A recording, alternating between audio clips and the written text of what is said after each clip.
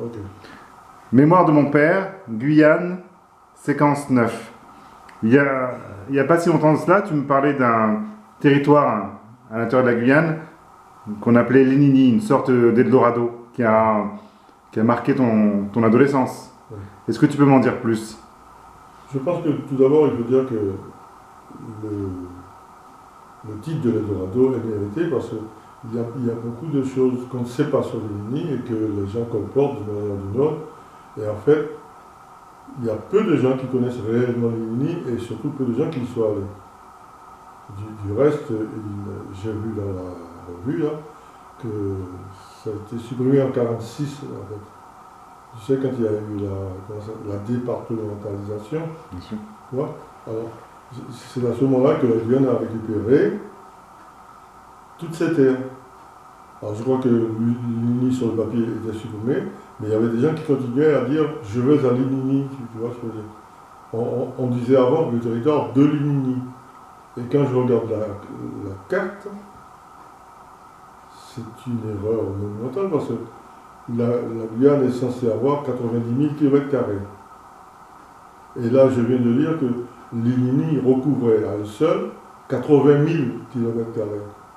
Donc il n'y a que 10 000 km qui restaient pour la Guyane, ce qui explique que tu sais, le vert qu'il y avait sur la carte, il disait c'est tout ce vert-là qui représentait l'Inini. D'accord. Mais en fait, c'était quoi les Nini? Alors, c'était quelle zone, en fait, réellement? Si tu veux, d'après ce que j'en crois, de ce que me dit ton appareil, d'après ce que j'en crois, la préfecture manipulait l'Inini en fonction du genre de fonctionnaire qu'il y avait là. D'accord. On voit que c'est une sorte de thème, là, j'étais ahuri quand j'ai lu ça, parce qu'en fait, ils ont créé des thèmes faits à Cayenne, en Guyane, ils ont créé uniquement pour l'Inini. D'accord. Alors pour que ces thèmes passent en France, et qu'il n'y ait pas seulement Guyane, alors il y avait Guyane, et sur Guyane, ils surchargeaient le thème, ça s'appelle surcharger, ils surchargeaient le thème en territoire de l'Inini. Alors ils mettaient deux petits traits noirs qui barraient Guyane, et ils mettaient au-dessus du trait noir, territoire de l'Inini. D'accord. Est-ce que tu peux, ce que vous appeliez à l'époque le territoire de l'Inini, quand tu étais adolescent, plus jeune, c'était quoi en fait pour vous? À peu près pour le situer, en Guyane? On a parlé de guerre. D'accord. Les gens qui parlaient de l'Inini, Victor en a parlé 2 ou 3 fois parce qu'il y allait souvent, il connaissait le lieu. Moi, par exemple, tu m'aurais lâché à Silamare ou ailleurs, je ne serais jamais arrivé à l'Inini. D'accord. Mais qu'est-ce... Je ne sais pas où ça commençait, ni où ça finissait, j'ai aucune mesure. D'accord. C'était donc un territoire mi-réel, mi-imaginaire en fait. Dans l'esprit des gens, c'était comme ça. Mais... C'est devenu petit à petit imaginaire. D'accord. Et puis on a collé, on a dit que l'Inini c'était l'Eldorado, que tous les gens qui étaient allés avaient récolté de l'or, et que cet or n'était même pas contrôlé, on ne contrôlait pas, effectivement, à cette époque. Et je vais le lire dans ton appareil aussi, qui disait que la plupart des gens qui vivaient sur la côte étaient des gens analphabètes. D'accord. Donc ils ne savaient ni lire ni écrire. Alors, est-ce qu'ils sont partis de ce principe-là? Je sais pas. d'accord. Ce sont les anciens qui auraient pu nous dire des choses comme ça. Mon père n'y est allé qu'une fois, lui, finalement. D'accord. C'était avec ces Allemands, là. Donc je vais te montrer le livre, je vois, je vais pencher vers lui. D'accord.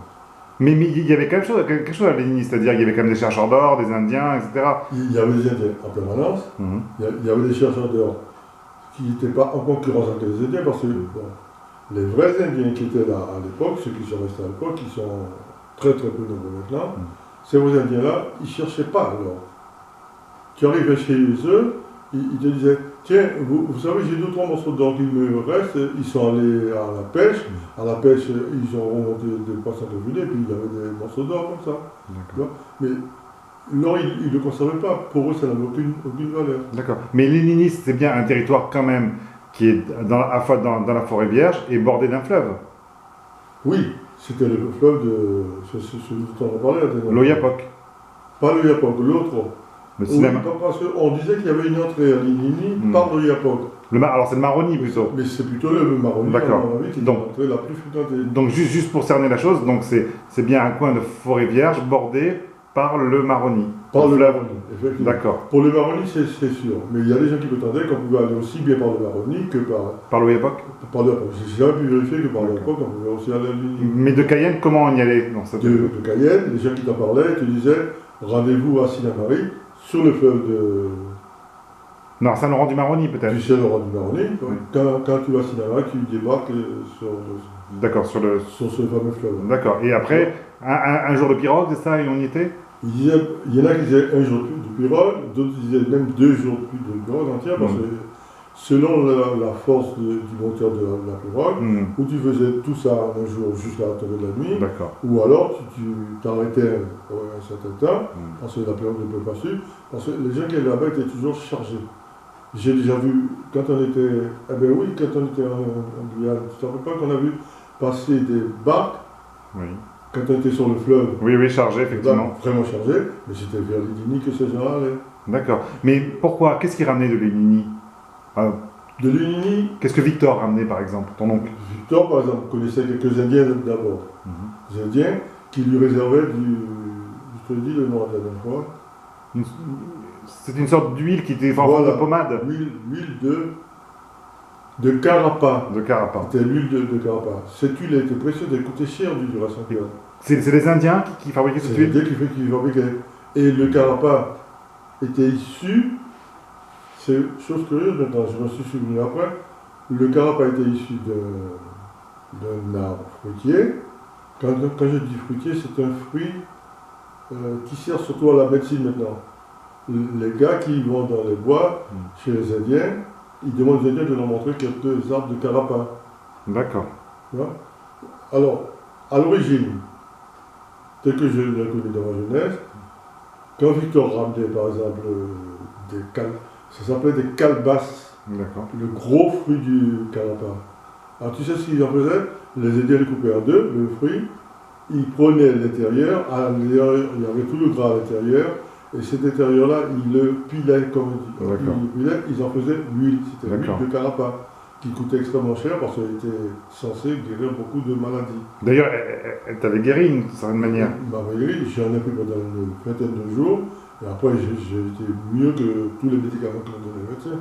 D'accord, c'était pour un problème de peau, sinon c'est un problème j'avais des boutons un peu partout, mais des boutons purulents. D'accord. Boutons purulents. Et puis alors ça ne me faisait pas, parce que quand un bouton éclatait, tu vois, ça se répandait, et c'était...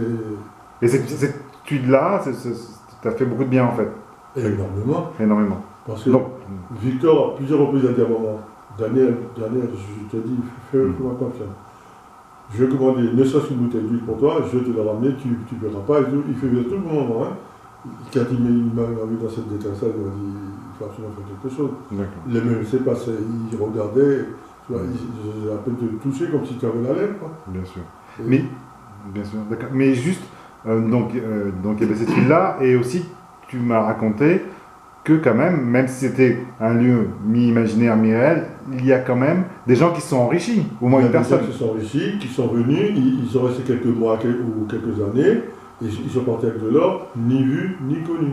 D'accord. Tu vois, il y a beaucoup de gens qui se sont enrichis. Mais assez souvent, c'est même pas eux qui allaient prendre l'or, ce sont les Indiens qui de temps en temps disaient, mais on a pêché de l'or, ça vous intéresse, et puis ils donnaient. Ils ne vendaient pas. Ce que les Indiens vendaient, c'était des choses qu'ils faisaient eux-mêmes, comme l'huile de carapa, et puis ils faisaient aussi, il y avait, je me souviens aussi maintenant, il y avait un produit aussi, qu'on appelle le balata chez nous. Alors le balata, je vais t'expliquer un peu de mots, tu vas voir, c'était très connu, ça n'existe peut-être plus. Attention. Le balata, il venait d'un arbre qu'on appelle maintenant en français l'EVA. Ça dit quelque chose, l'EVA? Non, pas du tout. H-E-V-E-A. D'accord. C'est cet arbre-là qui donne le caoutchouc. D'accord. Et ces arbres-là, les Indiens avaient planté énormément. Parce que les Indiens l'utilisaient. Tu vois ce que c'est le caoutchouc? Oui, bien sûr. On fait des sandales en caoutchouc, des souliers en caoutchouc, on fait toutes sortes de choses. Alors, les Indiens faisaient même des statuettes en caoutchouc qu'ils vendaient aux gens qui passaient. D'accord. Donc, ils se sont enrichis avec ce genre de choses-là. Mais je ne sais pas si ça existe encore, ce caoutchouc. D'accord. Mais vu de Cayenne, il devait y avoir des histoires qui circulaient sur cette zone-là, en face de ce territoire. Il y a énormément d'histoires. Voilà. Inventées ou pas, voilà. L'ennui, c'est ça, c'est qu'il y a des gens qui racontaient comme s'ils étaient allés pour se faire croire, pour se faire... mousser un petit peu. C'est exactement ça. C'est pourquoi je me méfiais des gens qui parlent. Il y avait un gars qui était venu, quand j'avais réussi à l'examen, là, il y a un gars qui pensait que justement, le bruit avait circulé, c'est Chirika qui devait aller. Il était venu me voir à la maison, il m'a fait part, on a discuté. Il m'a dit, le jour où tu es prêt pour aller à... Linini. Il disait pas aller à Saint-Élie, elle est à Saint-Élie. Saint-Élie, c'était on peut dire la capitale de Linini. D'accord. Il y avait une ville qui représentait tout Linini, qui était la ville centrale. Un gros village en fait. Voilà. Alors il m'a dit, le jour où tu es prêt à aller à Saint-Élie, fais-moi signe, je vais t'y amener moi-même. Et comme au bout de mois, il n'a pas voulu venir, tu vois, il a passé, il ne savait pas pourquoi je ne venais pas. Au bout de mois, il est reparti. Et je ne l'ai revu que 5 ou 6 mois après, il est revenu, il m'a dit, mais tu n'as pas donné signe de vie, je suis parti, j'avais du monde avec sur place, tu vois. Mais lui, il allait couramment. Donc, j'essaie de retrouver son... Il savait de quoi il parlait, lui, en fait. Il savait de quoi il parlait. Ah oui, lui, et même, il avait des parents qui vivaient là. D'accord, c'était pas des racontards, quoi. Ah non, du vécu. Lui, on va pas raconter. C'est un gars qui venait de temps en temps à la maison, il jouait au ping-pong, je le connaissais bien. Il jouait même au foot quand il était là parfois, tu vois. J'essaie de trouver son nom. Bon, enfin, le nom ne revient pas. Est-ce que tu peux nous raconter ta mauvaise expérience par rapport à Linini? Tu n'es jamais allé, mais en même temps tu devais y aller, tu étais content d'y aller, et pourquoi tu n'as pas pu y aller? Linini est resté le mythe pour moi. Et j'ai un regret par rapport à Linini, c'est de ne pas avoir mis les pieds à Linini, alors que il était convenu que je devais y aller. Mon nom était inscrit à la préfecture, comme le gagnant du concours, etc. Il y avait même, on m'a même montré une feuille, c'était une feuille voilà, c'est ma feuille de mission. D'accord. En tant qu'instituteur à Linini. Parce que tu avais remporté un concours voilà. À 16 ans, hein, si je m'en souviens bien. À 17 ans. À 17 ans, d'accord. Et je connais même, il y avait même le nom de Jean qui devait me recevoir le jour où j'arrivais au territoire de Linini, et qui devait me loger le soir. Tout ça était dans l'ordre de mission de la préfecture. Tu vois? Et tout ça n'a servi à rien. J'ai connu par la suite le gars qui était à ma place, c'était le second, bien évidemment. Il s'appelait, moi, je ne sais même pas son nom. Mais à cause de qui, justement? À cause de qui? Qu'est-ce qui s'est passé, le fait que tu n'aies pas pu y aller? À cause de mon père. Ouais. Mon père m'a dit non. Il en a fait une histoire d'honneur, une histoire de... Tu vois, 2 ou 3 fois, il est venu me dire. J'ai dit non, ça sera non une seule fois. Hein. Simplement, tu vois, à clair de dire, c'est moi qui demande. Et comme tu n'étais pas majeur? J'étais pas majeur, je ne pouvais rien faire. Et tu parles de question d'honneur, mais je crois que la préfecture même aurait demandé, parce que quand ils sont su que c'était chacun, parce que je te l'ai dit, M. Chirika a été connu quand même, il n'est pas n'importe qui, c'était l'inspecteur des finances. Ton papa? Alors, quand le préfet ou quelqu'un de la préfecture a dû dire que c'est un Chirika, ils ont dû se dire, il n'a pas 20 ans, il n'est pas majeur. Il n'est pas mature, donc il ne peut pas faire sans sentiment du père. Donc il dit que si j'incite pour partir, il faut lui dire que son père doit fournir un certificat disant que j'autorise mon fils, etc. Bien sûr. Il n'a jamais eu. Ils savaient que s'il était allé demander à mon père aurait dit non. D'accord. Mais quand tu parles de question d'honneur, pourquoi? Qu'est-ce qui était presque déshonorant pour ton père que tu y ailles, enfin? Les honorants, il me l'a dit, lui-même après, il m'a dit je n'aime pas apprendre les choses des autres.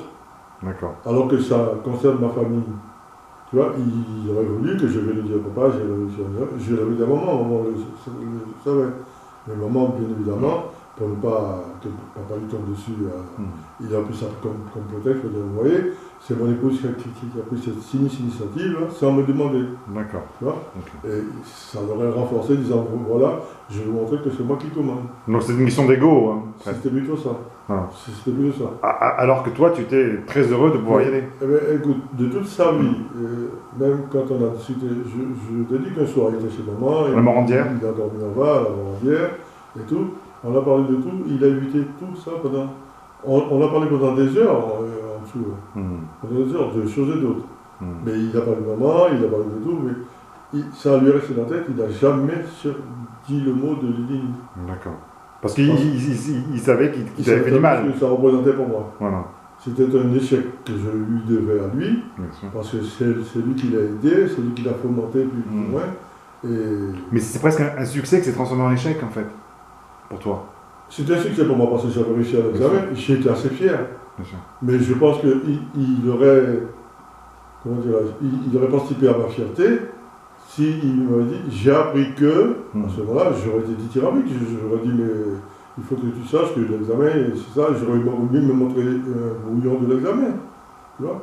Mais au contraire, on est arrivé à cacher ça. Mon maman m'a dit, cache ça, il ne faut pas qu'il le sache, parce que s'il le sait, il va nous faire des chassés et tout. Bien sûr.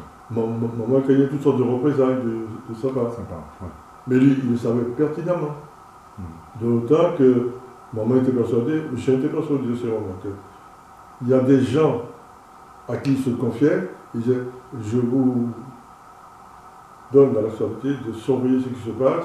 Si vous entendez parler de mon fils qui doit partir, faites-le-moi savoir le plus tôt pour qu'il n'ait pas le temps de partir avant que je le sache.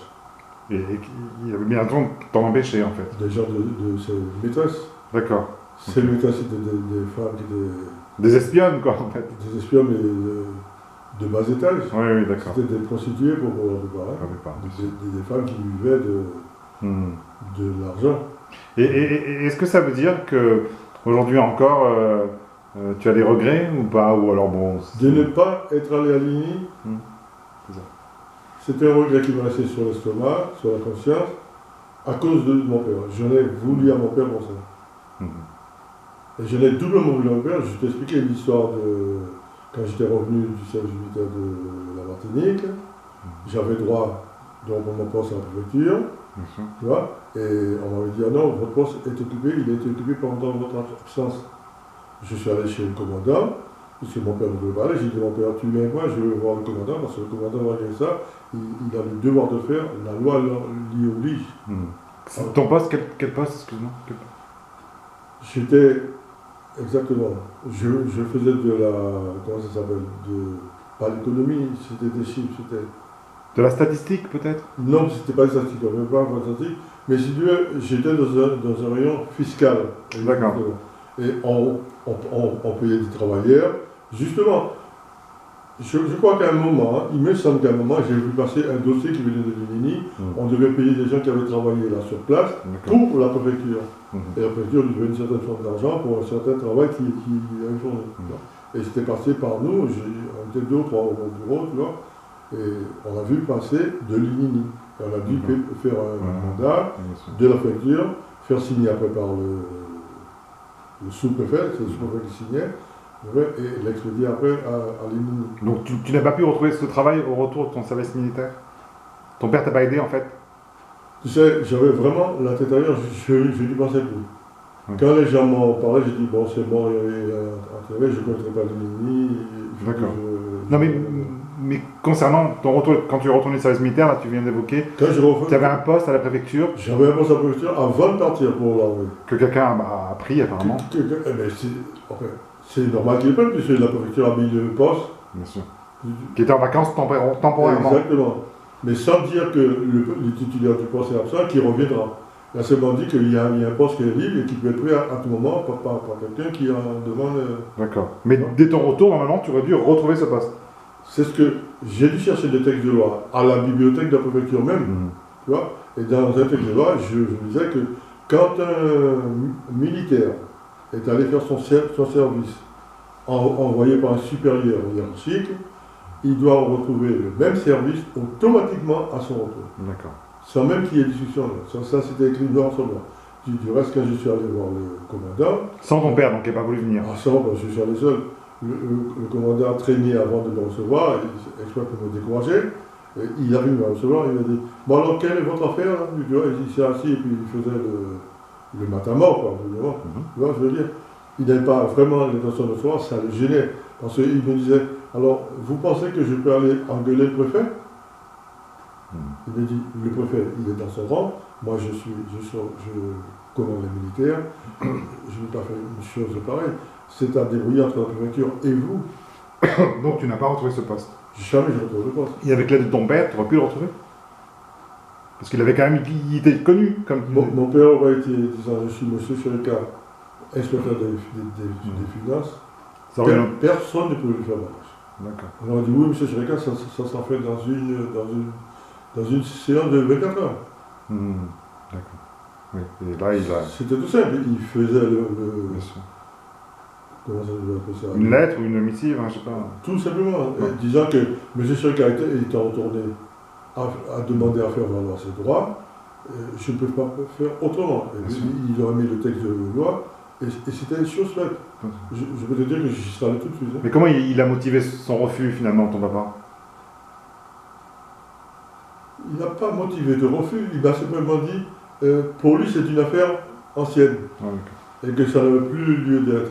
Je lui ai dit, tu veux que je te montre le texte? Il m'a dit, non, ça ne m'intéresse pas. D'accord. Okay.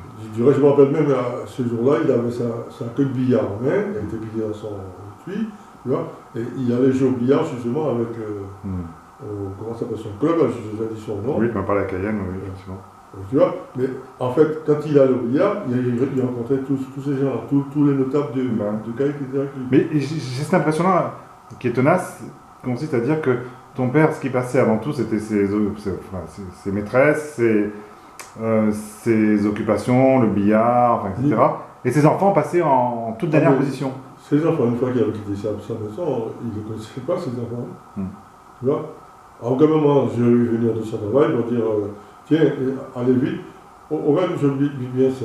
Hier, je parlais à Valérie, je demandais un gars que je sais très bien, c'était un très bon copain, il s'appelait Boris.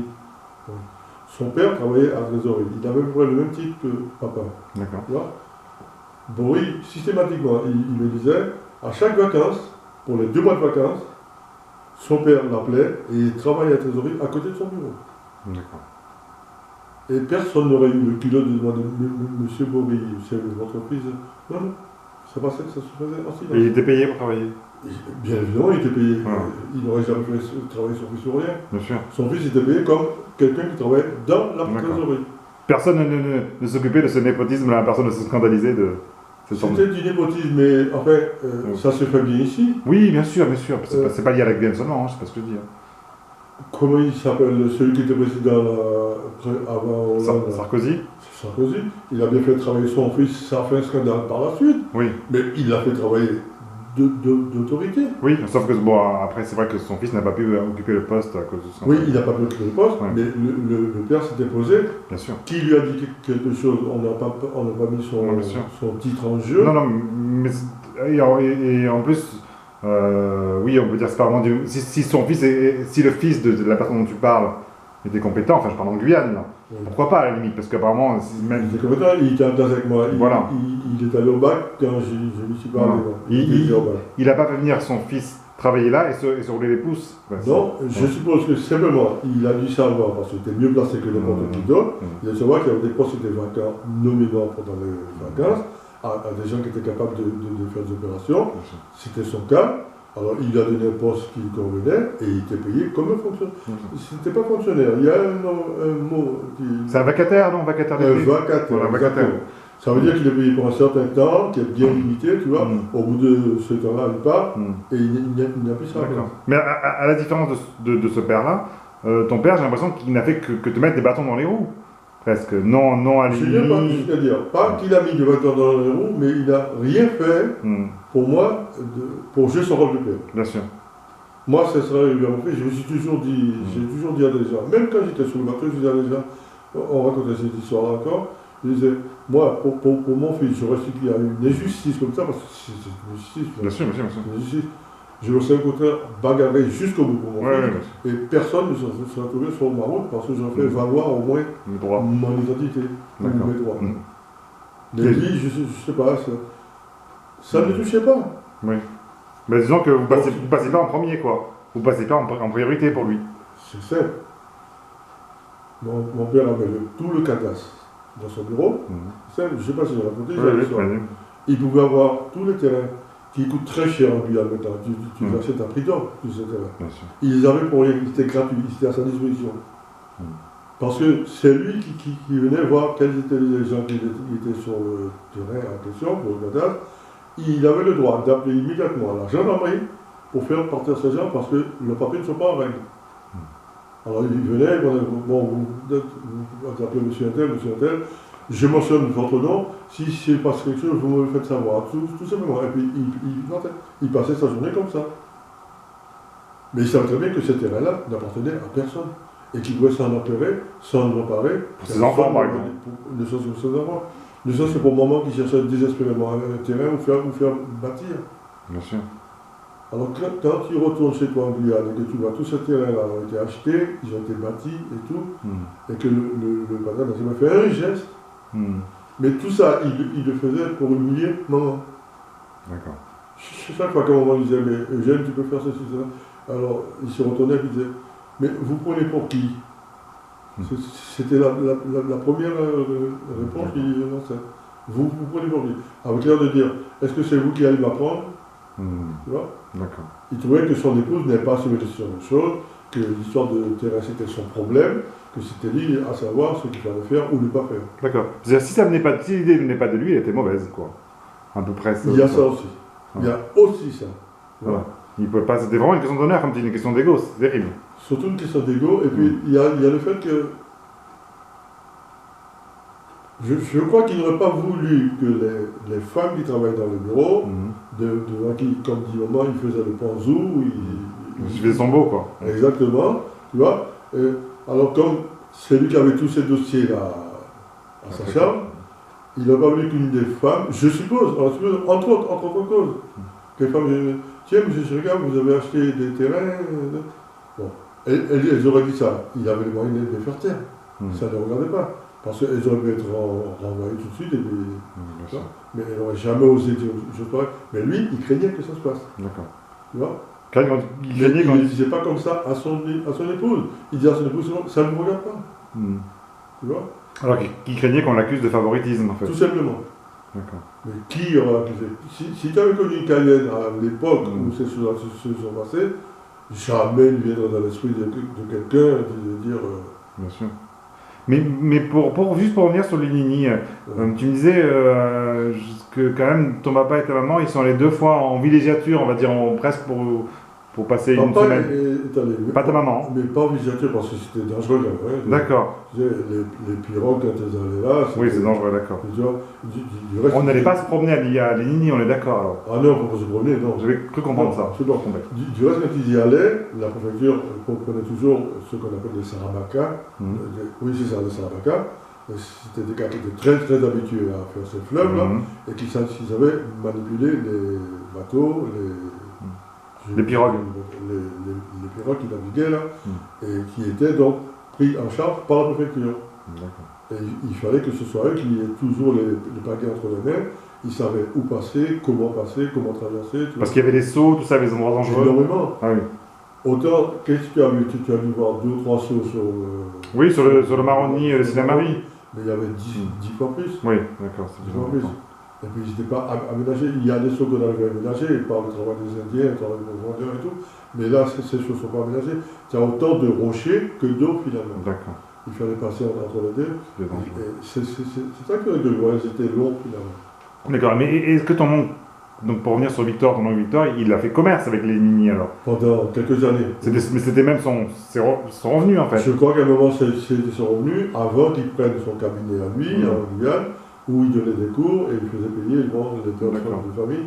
Alors quand il a jugé qu'il gagnait assez d'argent avec les cours, il a laissé tomber les Nini. D'accord. Les Nini, parce qu'il rapportait lui, il rapportait... Je crois qu'il a fait quelque chose comme 8 à 10 ans les Nini. D'accord, mais c'est-à-dire qu'il rapportait énormément de choses. Quand il revenait... Des produits, pas de l'or. Hein. Je ne sais pas s'il n'a pas produit de l'or, il ne l'aurait pas dit de toute façon. Du temps, je pense qu'il aurait caché... Il a peut-être eu des morceaux d'or qu'il a peut-être vendu aussi, je ne sais rien. Il était plus discret sur ses affaires, en fait. C'était ses affaires. Voilà. Mais lui-même partait en pirogue, alors dans ce cas, il avait quand même une habitude de la pirogue. Je me rappelle plusieurs matins. Il partait, c'était le lundi matin. Il disait oui, on va à tel endroit, j'ai un rendez-vous, on doit y aller, et on va m'amener là où il y a la pirogue qui nous attend. Il disait que généralement, ils étaient 2 ou 3, dont un Saramaka qui conduisait la pirogue. Et comment il se rendait jusqu'au bord du fleuve en voiture? Lui, il partait de ce qu'on appelle la crique de Cayenne. D'accord. Tu vois, la crique de Cayenne, il partait de là. Tu vois, et il avait rendez-vous avec le piroguier qui devait venir chercher au bout de la crique. Évidemment, le piroguier était déjà chargé, mais il y avait toujours une place pour les bagages. Mais de la crique au fleuve, il faisait le chemin seul. Enfin, Ah oui. Le piroguier qui était choisi, c'était pour tout le trajet. Du reste, je crois que Victor le payait avant. Il le payait avant. D'accord. Il devait faire la même chose pour le retour. C'était un périple quand même, un périple presque de quelques jours, quoi. D'y aller, de revenir, enfin tout ça, tout le temps que ça prenait. Mais je crois Chargé. Victor revenait toujours 1 ou 2 semaines après, toujours 2 semaines. Mais il était chargé. Tout ce que je sais, c'est qu'il était chargé. Moi-même, c'est que il a fini son périple.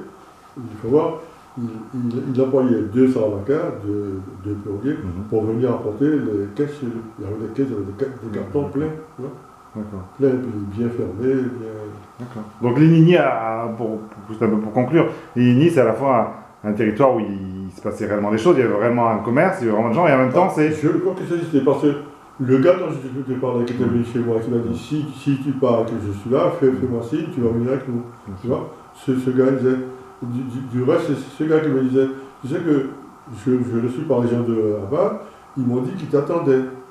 Ils m'ont même montré ton nom. Ils savaient que c'était un Chirca qui arrivait et tout, tu vois. Donc, comme ça a coupé là, juste, ils t'attendaient comme instituteur dans le territoire de Lénigny. De toi. Et l'endroit, ils savaient déjà l'endroit où j'allais loger. D'accord. Il m'a dit, la famille où tu vas loger, ce sont des gens très très bien, ils vont bien te recevoir.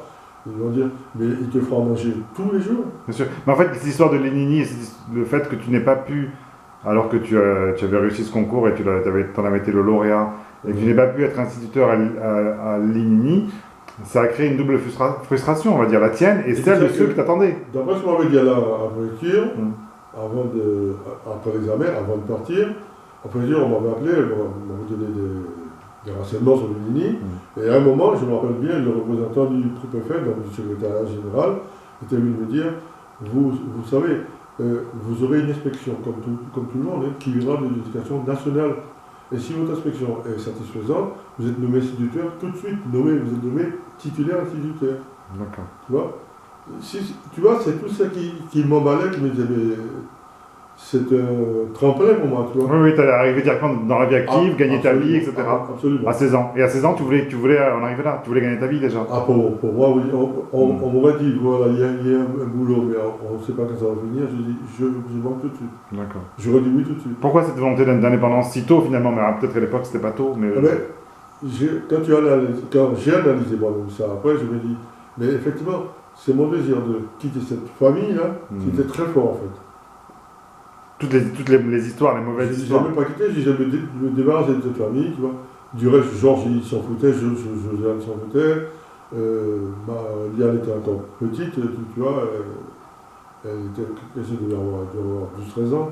C'est-à-dire se débarrasser de cette famille, c'est-à-dire que t'en pouvais plus des histoires, c'était quoi? C'était les histoires à D'accord, mais pas qu'avec tes parents, avec tes frères et sœurs aussi alors, si je comprends bien? Non, pas mes frères et sœurs. D'accord, qu'avec tes parents. Mes frères et sœurs étaient dans la même barque que moi. Oui, d'accord. Tu vois? Il n'y avait pas de dispute entre vous.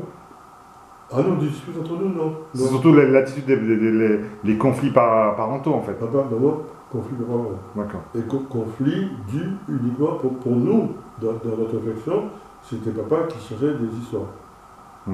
Parce que c'était papa qui insultait maman, c'était papa qui mettait maman plus bas que terre, c'était papa qui disait à maman avec une morgue, tu ne peux pas t'imaginer.